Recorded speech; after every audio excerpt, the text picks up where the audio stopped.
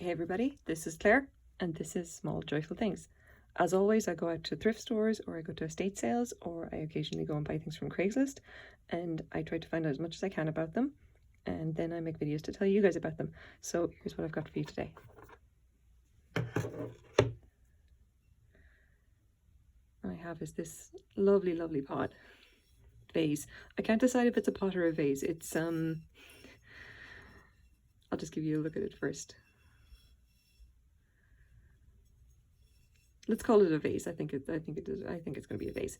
So what we've got is a small pot. It is made of white. I'm going to say it's probably white porcelain. The inside of it is glazed. The outside is left matte. You can hear the sound as I run my fingers across that.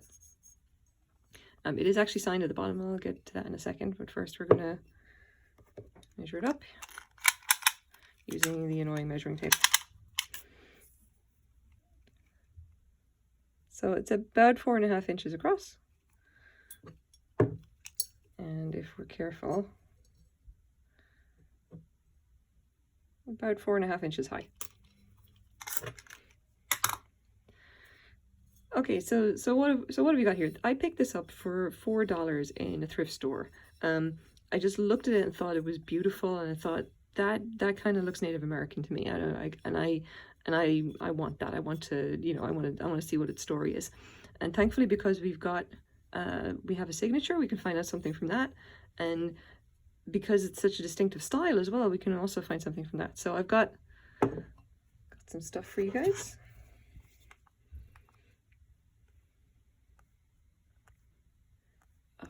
And I'm bad at this. I'm bad at this is what the answer is. Okay, so first of all, what is this pot? This is a Cedar Mesa pottery pot.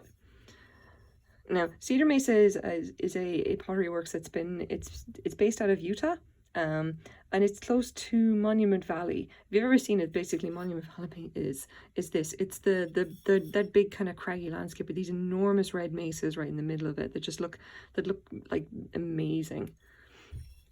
This is kind of what I think Monument Valley would look like if it was like in the sunset, if that makes sense. Now, Cedar Mesa pottery, they're specifically Navajo, and their artists have, like, all of their pieces, they're all handmade. I'll show you some examples here of their stuff. So you go, there's all these amazing colors. You can see that the style here is repeated. They have all these little kind of like patterns that would be very like Navajo.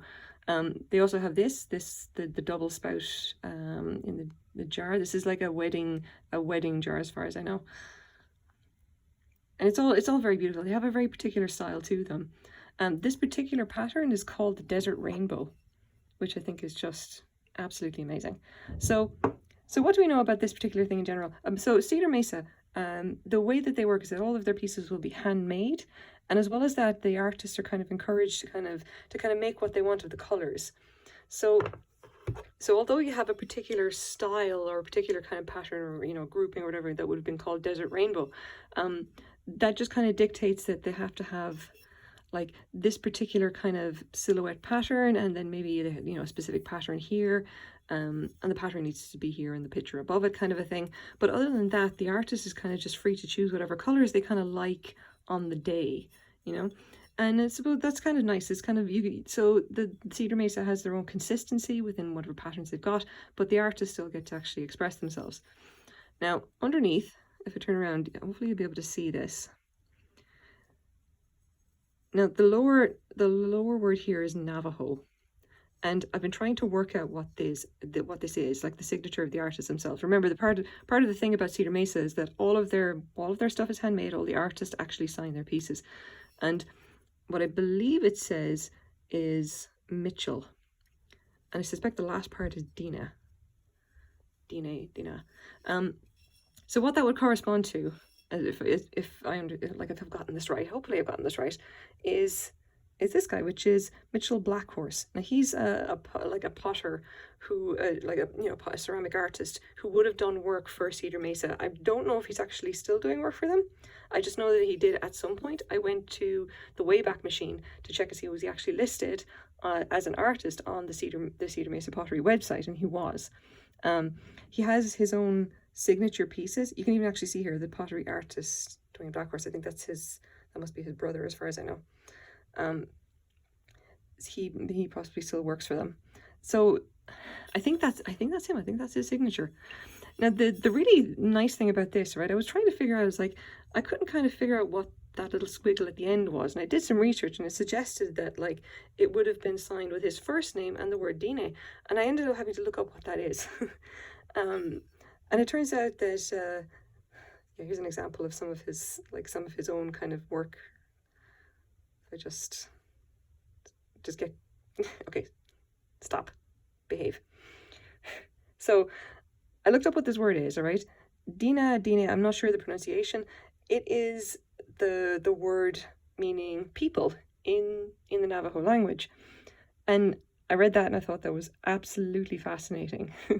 Not that actually they signed it makes obviously it makes sense, is that, he'd sign it like that, the Navajo is for our benefit, so we recognize the word. I'm not sure that anyone else would like, unless you're actually Navajo, I'm assuming you're not going to recognize the actual word Dina. But in Irish, the word for people is Dini. It's almost exactly the same word. And I read that and I thought, wow, that's a real interesting coincidence. There you go. Anyway, so there you have it. This one I have to say is really, really lovely. The only thing I'm unhappy about is that this has taken a little bit of damage. You can see there's a tiny little chip taken out of the paint right there. I'm terrified to do anything that might damage it. So that's just going to be whatever it is. I'm sure that someone might be willing to repair it with paint or something. I'm personally not going to, because I'd be terrified. It's far too nice. Now, so what's actually going to happen to this? I would say that because I don't collect Native American pottery and I'm quite happy with the story as I found it, I'm going to be putting this up on eBay, and I'm hoping that like a collector will get it and appreciate it. I would say that the worth is, for this one, possibly up to about $50, and it really kind of depends on whether it's actually signed by, whether that's actually Mitchell Blackhorse's signature or not. It may be worth less than that, I'm not sure. His signature pieces would go for hundreds. Like, if you take a look at this, like his own style, his own thing is quite different to this. Like, you can see here does a lot more of kind of earthenware. It's all very, and it's got these lovely stripes and these incised designs rather than actual painting. So based on what I think this, based on, what I've been researching, I think this is vintage. This is from when Mitch Blackhorse would have worked for Cedar Mesa Pottery. And I'm guessing, based on the timestamps that I've seen from the Wayback Machine, that it would have been done possibly around 2010 at the latest, possibly earlier. I'm not 100% sure on that. I don't know if we can't actually call it vintage because it's probably not more than 20 years old. So it's just, a little bit old. Anyway, I'm very glad that I found it. It's such a beautiful, beautiful vase, and I'm sure someone's really going to love it. So this is my small joyful thing for the day. Thank you very much for watching, guys. Bye-bye.